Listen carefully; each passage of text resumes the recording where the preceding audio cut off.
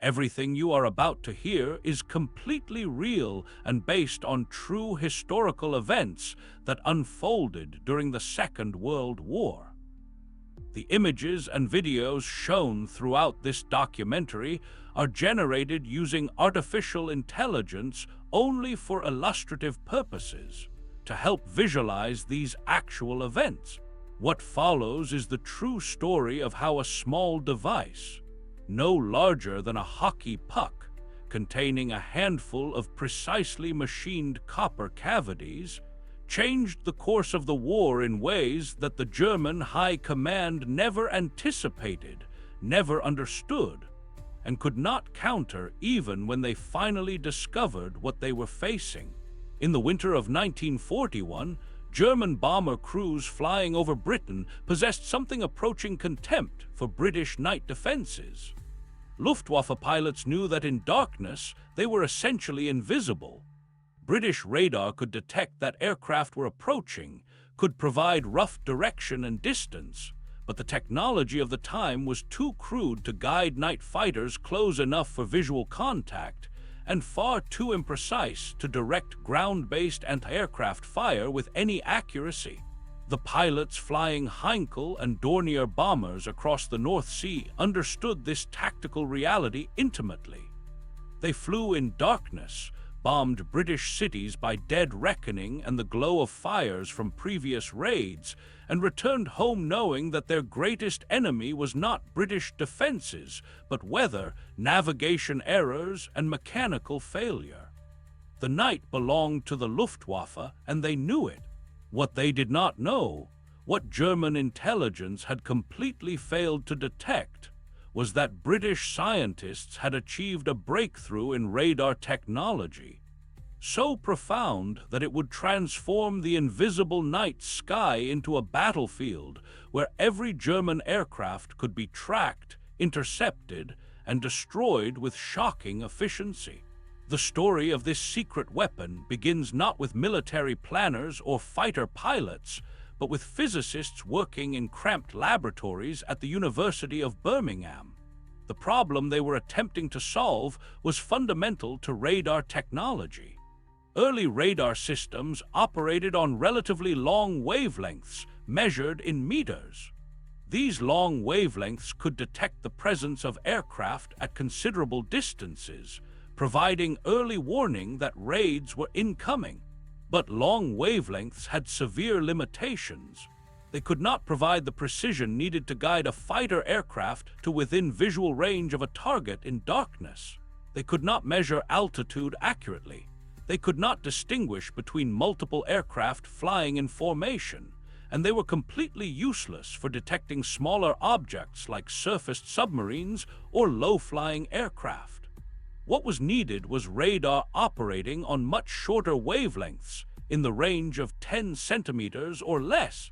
Shorter wavelengths would provide dramatically improved resolution, allowing radar operators to determine not just that an aircraft was present, but exactly where it was in three-dimensional space, with accuracy measured in yards rather than miles.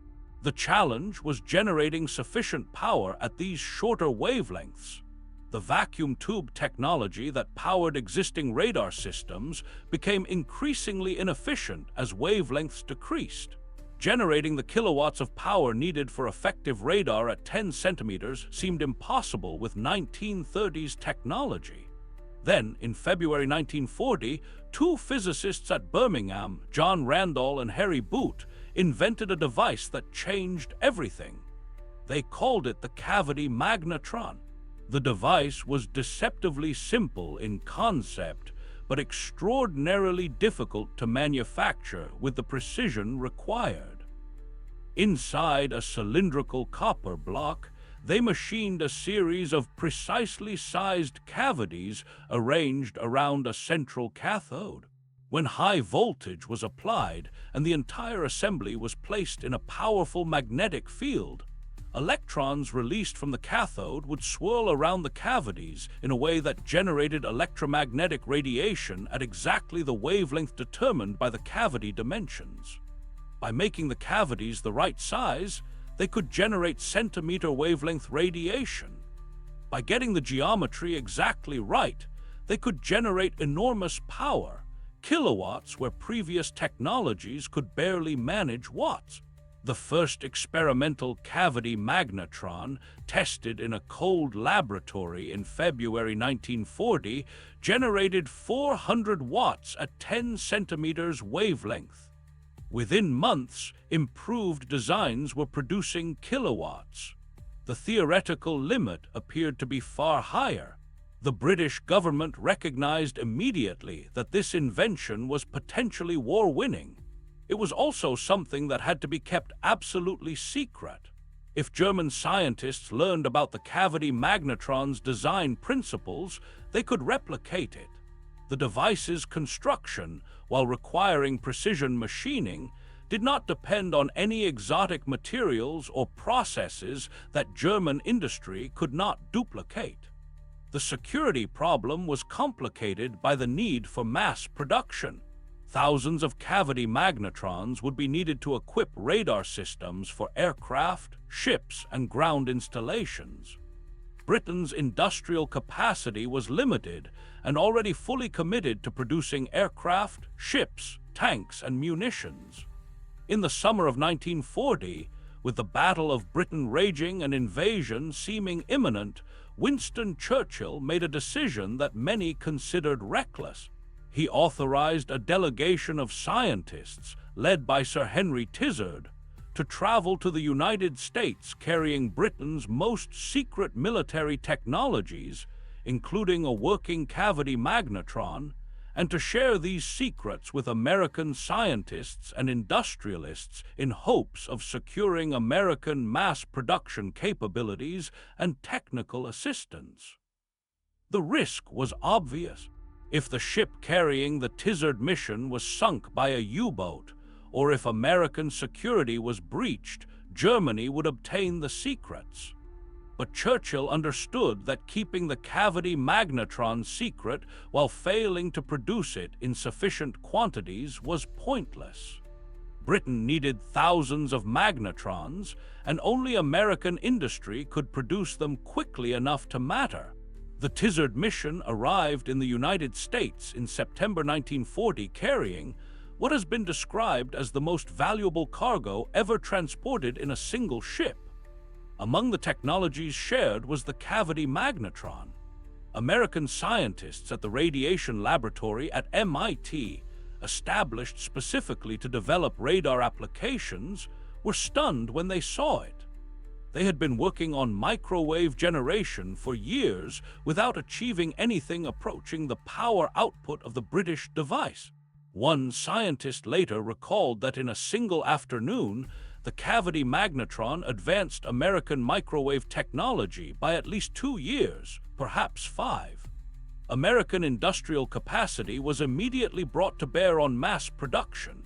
Companies with experience in precision machining and vacuum tube manufacture were recruited. Within a year, American factories were producing cavity magnetrons in quantity. By 1943, production reached thousands per month. The device that had been invented in a British university laboratory in early 1940 was now being manufactured on an industrial scale and incorporated into radar systems of ever-increasing sophistication. The first operational application of cavity magnetron-based radar that had decisive impact was airborne interception radar, known as AI Mark 7. This system, small enough and light enough to be installed in twin-engine night fighter aircraft like the Bristol Beaufighter and later the de Havilland Mosquito, could detect other aircraft at ranges of several miles and track them continuously as the night fighter closed to visual range. The radar operator, sitting behind the pilot, would guide the pilot toward the target with verbal instructions, watching the radar screen as the range decreased. When the range closed to a few hundred yards, the pilot could usually see the target aircraft's exhaust flames and complete the interception visually. For the first time in history, night fighters could hunt and destroy bombers in total darkness with reliability and efficiency. The Germans had no idea this was even possible. German intelligence had detected the existence of British airborne radar through captured equipment and signals intelligence, but they believed it operated on meter wavelengths and provided only approximate direction, not precision tracking. The idea that the British had developed centimeter radar was considered unlikely by German scientists, most of whom believed it was theoretically impossible to generate sufficient power at such short wavelengths with practical equipment. The impact on Luftwaffe night bombing operations was catastrophic, though it took time for the full effect to develop. In early 1941, when the first AI Mark VII equipped fighters became operational, German bomber losses to night fighters increased, but not dramatically. The number of equipped aircraft was small, and crews were still learning to use the new system effectively. But throughout 1941 and into 1942, losses climbed steadily. German bomber crews reported being intercepted in complete darkness, often when flying on courses deliberately chosen to avoid known British fighter patrol areas. They were being shot down over the North Sea, over the English countryside, even while approaching targets. Survivors described being attacked without warning from behind or below, the first indication of danger being tracer fire tearing through their aircraft. Luftwaffe commanders initially attributed the increased losses to improved British searchlight and acoustic detection techniques, or to vastly expanded numbers of night fighters saturating patrol areas. The possibility that British fighters were somehow seeing German bombers in total darkness seemed implausible. German aircraft carried their own radar warning equipment designed to alert crews when they were being tracked by British radar, but these systems detected only meter wavelength radar. Centimeter wave radar was invisible to them because German designers had never considered that such systems could be operationally deployed. By the spring of 1942, German night bomber losses over Britain had reached unsustainable levels. Missions that were supposed to be relatively safe, conducted under cover of darkness, were becoming suicide runs. The Luftwaffe response was to reduce night bombing operations against Britain dramatically, husbanding their remaining bomber strength for operations on the Eastern Front against the Soviet Union. This was a strategic victory of enormous significance for Britain. The Blitz, which had terrorized British cities and killed tens of thousands of civilians, was essentially over not because Germany chose to stop, but because British night defenses, empowered by centimeter radar, had made it too costly to continue. The British population gained respite. British industry gained security to increase war production without constant disruption from air raids, and British air defenses could begin transitioning from defense to offense as bomber crews and aircraft were released for other duties. All of this was achieved by a secret weapon that the Germans did not understand and could not detect. The second application of cavity magnetron technology that had decisive impact was in anti-submarine warfare. German U-boats operating in the Atlantic were the most serious threat to Britain's survival. The island nation depended entirely on imports of food, fuel, and raw materials. U-boats were sinking merchant ships faster than they could be replaced. The Battle of the Atlantic was, in Churchill's words, the only thing that truly frightened him during the war. U-boats were extraordinarily difficult to detect when submerged and vulnerable only when on the surface, which they had to do regularly to recharge batteries and to travel at speeds fast enough to reach patrol areas and intercept convoys. Allied anti-submarine aircraft could search vast areas of ocean, but spotting a surfaced submarine in daylight required luck, and at night it was nearly impossible. Early radar could detect submarines on the surface, but only at short ranges, and U-boats quickly learned to post lookouts who could spot approaching aircraft in time to dive. The submarines were winning the Battle of the Atlantic, and Britain was slowly being strangled. Centimeter wavelength radar changed the equation completely. The 10-centimeter radar developed using cavity magnetrons could detect surfaced submarines at far greater ranges than previous systems. More critically, the U-boat's radar warning receivers could not detect it. German submarines carried MEDOX receivers that alerted crews when they were being tracked by meter-wavelength radar, giving them time to dive before aircraft could attack. But MEDOX was blind to centimeter radar. When Allied aircraft equipped with 10-centimeter radar began patrolling the Atlantic in significant numbers in early 1943, U-boats found themselves being attacked at night without warning. Aircraft would appear out of darkness, already close enough to illuminate the submarine with searchlights and attack with depth charges before the crew could react. U-boat losses spiked dramatically. German submariners reported being caught on the surface repeatedly, attacked before their radar detectors gave any alert. They concluded, incorrectly, that the Allies must have developed a way to detect their MEDOX receivers, and many U-boat captains stopped using the device, which actually made them more vulnerable because they lost their only warning of approaching aircraft equipped with older radar. The German Navy eventually captured an intact 10-centimeter radar from a shot-down British bomber and finally understood what they were facing. By mid-1943, German intelligence had confirmed that the Allies possessed operational centimeter radar, but understanding the problem and solving it were different matters. German scientists examined the captured equipment and realized it was based on a magnetron design far more advanced than anything German industry had produced.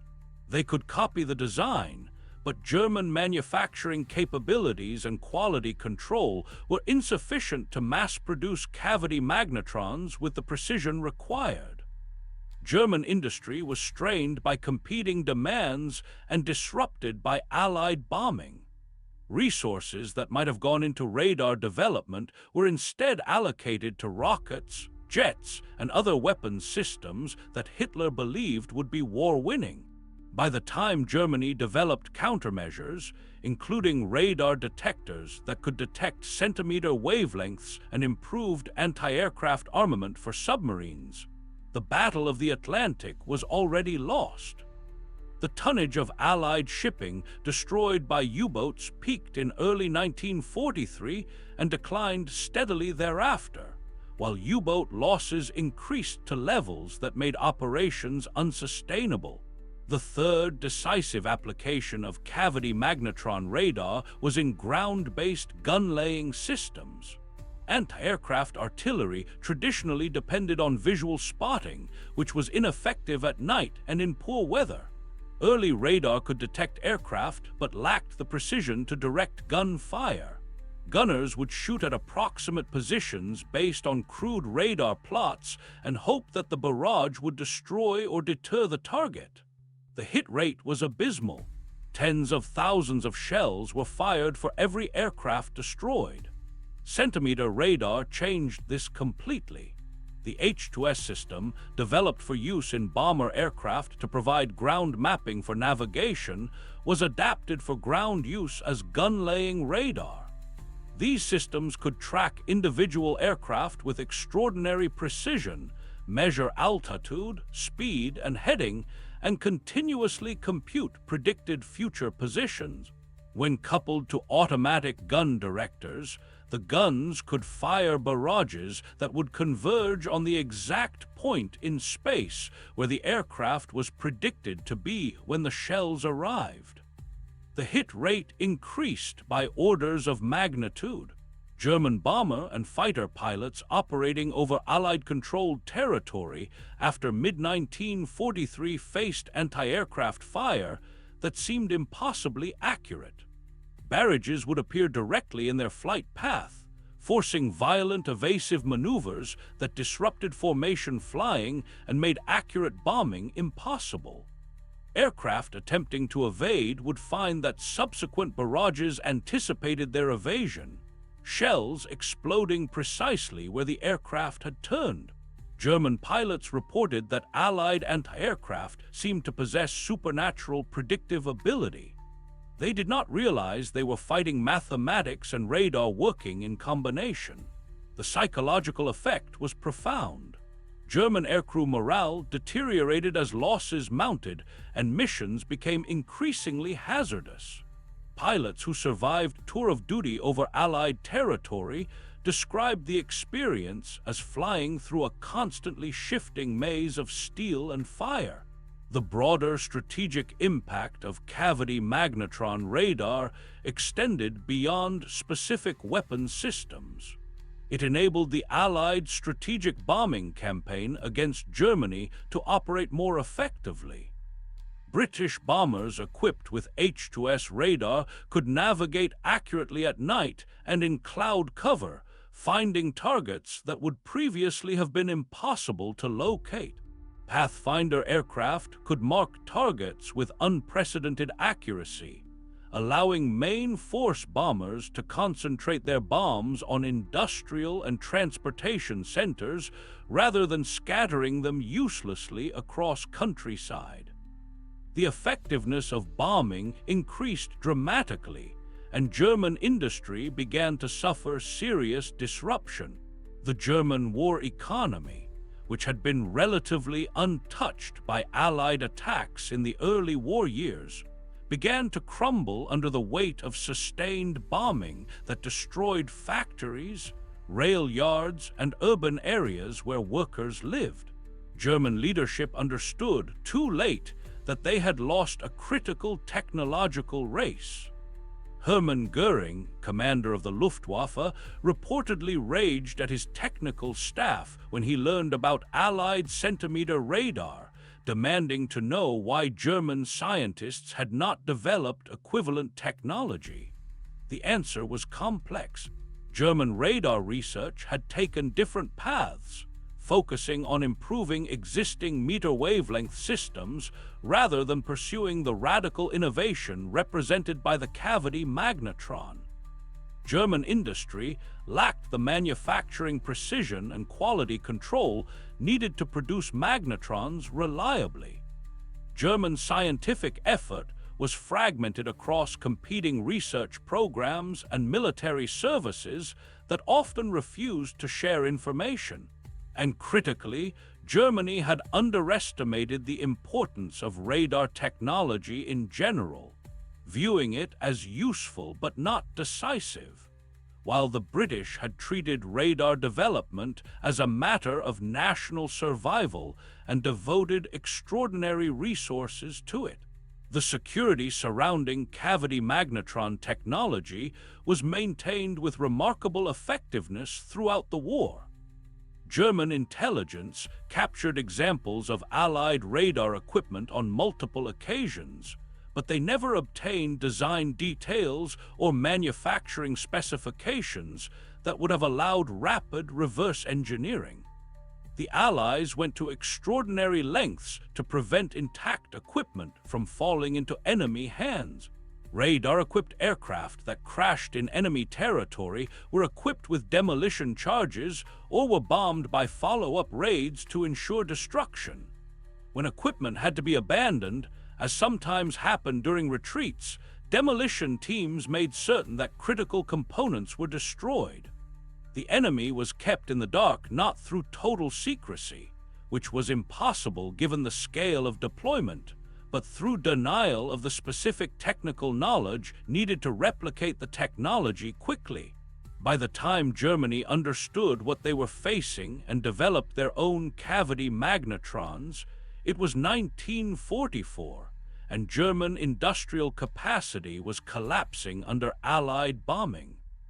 The few German-produced cavity magnetrons that entered service came too late and in too small numbers to affect the war's outcome. The story of the cavity magnetron is a case study in how technological advantage, properly exploited, can yield strategic effects far beyond what the technology itself might suggest. The device did not win the war single-handedly. It did not make German forces obsolete or render their tactics useless. What it did was shift the balance in critical domains just enough to turn defeats into victories, stalemates into advances, and unsustainable losses into manageable attrition. In the night skies over Britain, it allowed fighters to hunt bombers that had previously been untouchable. In the Atlantic, it allowed aircraft to catch submarines that had been nearly invisible. Over Germany, it allowed bombers to find targets and allowed anti-aircraft guns to hit targets with unprecedented accuracy. Each of these advantages individually would have been significant. Together, they were transformative. The human element of this technological story deserves recognition. The physicists who invented the cavity magnetron were not thinking about strategic bombing or submarine warfare when they were trying to solve the problem of microwave power generation. They were pursuing a scientific challenge because it was interesting and because they believed a solution was possible. The engineers who turned the laboratory prototype into a mass-produced device worked under enormous pressure, knowing that their work was classified and that they could not even tell their families what they were doing or why it mattered. The radar operators who sat in cramped cockpits or isolated stations, staring at cathode ray screens covered in phosphor blips, often had no idea of the broader strategic picture. They were doing their jobs, following procedures, guiding pilots, or directing guns. But collectively, their work and the technology they wielded changed the war's trajectory in ways that are difficult to overstate. The Germans, for their part, were not stupid or technologically backward. German scientists and engineers were among the world's best, and in some areas of military technology, particularly rocketry and jet propulsion, they led the Allies significantly. The failure to develop equivalent radar technology was not a failure of capability, but a failure of priority and organization. The German military-industrial complex was fragmented, with the Army, Navy, and Air Force often pursuing incompatible programs. Resources were allocated based on political considerations as much as military necessity. Hitler himself took personal interest in weapon systems that appealed to him and neglected others, regardless of their potential effectiveness. The German war machine, for all its fearsome reputation, was poorly organized for sustained competition in technological innovation. The Allied advantage in radar technology also illustrates the importance of scientific collaboration and information sharing. British scientists shared their discoveries with American counterparts even when it meant revealing secrets that could potentially leak to the enemy. American industry applied its mass production capabilities to British inventions. Scientists from multiple countries worked together at facilities like the MIT Radiation Laboratory, sharing knowledge and accelerating development. This collaboration was not perfect, and there were tensions and disagreements, but it was effective in ways that the fragmented German effort could not match. The Allies understood that winning the war required not just fighting effectively, but out-innovating the enemy, and they organized their scientific and industrial resources accordingly. The post-war impact of cavity magnetron technology extended far beyond military applications. The same principles that made microwave radar possible also enabled microwave communication, eventually leading to satellite communications, cellular networks, and wireless data transmission. The magnetron found peaceful uses in microwave ovens, using the same technology that had detected submarines to heat food. Medical applications emerged, including microwave-based diagnostic tools. The scientific understanding gained from wartime radar research accelerated development of quantum electronics and solid-state devices. The physicists and engineers who worked on radar during the war became leaders of post-war technological development. The war accelerated technological progress by decades in multiple fields, and the cavity magnetron was central to that acceleration. For the men who flew and fought, the reality of technological advantage was often invisible. A British night fighter pilot intercepting a German bomber in darkness experienced the mission as a series of procedures, following radar operator instructions, acquiring visual contact, maneuvering for firing position, pressing the trigger. He might not have understood or even been aware of the sophisticated technology that made the intercept possible. Similarly, a German bomber crew dying in flames over England had no way of knowing that they had been tracked and targeted by equipment whose existence they did not suspect. Technology shaped their fates, but they experienced it only as success or failure, survival or death. The strategic picture that emerges from historical analysis was not visible to the individuals who lived through the events. They knew only their immediate circumstances and the outcomes of their individual missions. The cavity magnetron exemplifies a pattern that recurs throughout military history.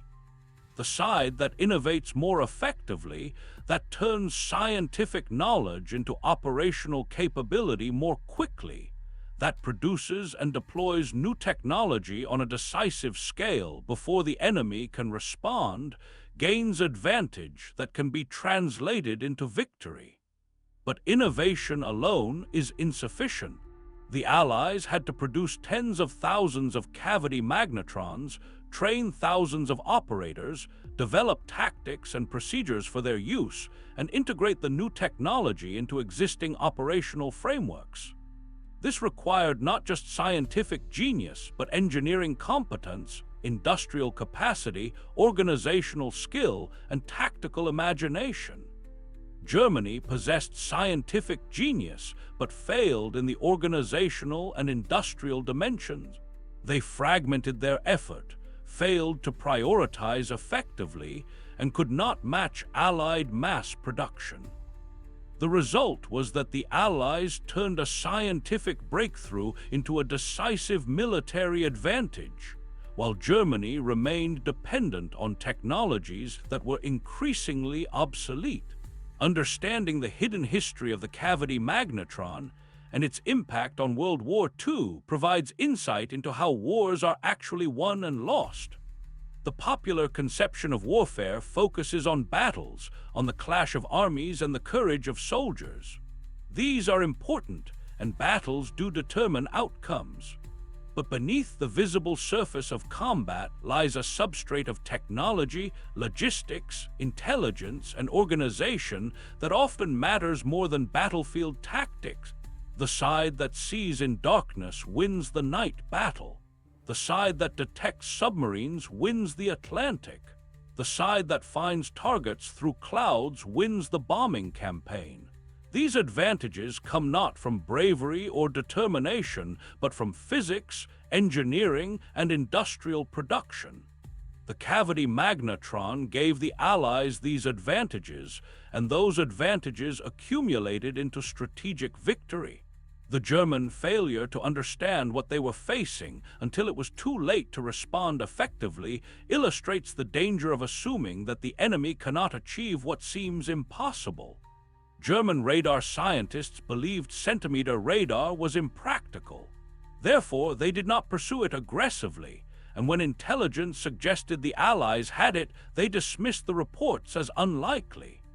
This cognitive bias, the tendency to assume that difficult problems are insurmountable, cost Germany dearly. The Allies faced the same technical challenges, but refused to accept that they were insoluble. They invested resources, accepted failures, iterated designs, and eventually achieved breakthroughs.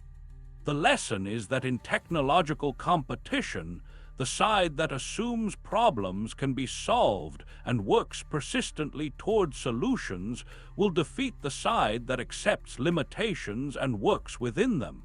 The story of the cavity magnetron is also a reminder that technological advantage is temporary. The Allies enjoyed a significant lead in radar technology from roughly 1941 through late 1944. By 1945, Germany had developed and begun deploying cavity magnetrons and systems based on them. Had the war continued, the German systems would have matured and the Allied advantage would have eroded. But wars are not fought in abstract time. They are fought in real time, and 3 years of technological advantage was sufficient to shift the balance decisively. Germany could not afford to lose the night air battle for 3 years, or the Atlantic battle for 3 years, or suffer 3 years of effective bombing. By the time they caught up technologically, they had already lost strategically. The race is not always to the swift, but in technological warfare, the side that innovates first and deploys fastest wins the phase of the conflict where their advantage applies, and that can be enough to determine the final outcome. If this exploration into one of World War II's most consequential but least known technological breakthroughs has given you a deeper appreciation for how innovation, secrecy, and industrial capability combine to create military advantage, then I invite you to continue this journey through hidden history with us. Here at WW2 War Rewind, we bring you the stories behind the stories, the technological races and intelligence coups and tactical innovations that shaped the war's outcome in ways that popular histories often overlook. These are the secrets that decided battles before they were fought, the advantages that one side possessed and the other never knew existed until it was too late. Subscribe to our channel to explore more of these hidden dimensions of the Second World War, the engineering genius and scientific breakthroughs and cryptographic triumphs that changed history. We release new content regularly, each documentary digging beneath the surface of familiar events to reveal the mechanisms that actually determined outcomes. Join our community of curious minds who understand that the most important stories are often the ones that were kept secret, the technologies that won wars by existing while the enemy believed they were impossible. Hit that subscribe button now for WW2 War Rewind, where we uncover the hidden machinery of history and show you how the war was really won.